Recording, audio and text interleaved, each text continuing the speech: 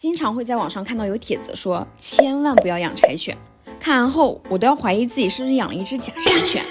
因为我们在养番茄的过程中，几乎是没有花心思的。它真的非常乖，也不会乱叫。曾经我还因为它太过于安静，带它去看过医生呢。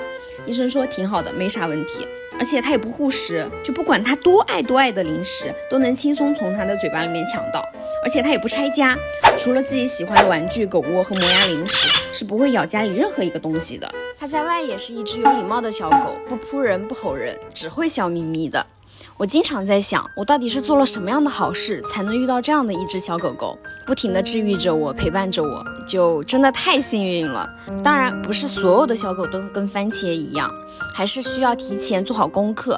但我觉得，不管是什么性格的小狗，一旦选择了，就要对它负责，始终如一。经常会在网上看到有帖子说，千万不要养柴犬。看完后，